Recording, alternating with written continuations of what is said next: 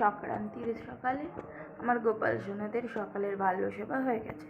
তো দেখো আজকে সকালবেলা গোপাল সোনাদের জন্য কি এনেছি। গোপাল সোনাদের ভোগের আজকে সকালে ক্যাডবেরি দিয়েছি, সঙ্গে খেজুর, কিশমিশ, তালমিছরি আর লজেন্স আর মাখন।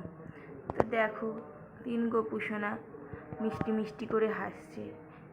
আর এই দেখো আর একটা ক্যাডবেরি তাদের সামনে রেখে দিয়েছি।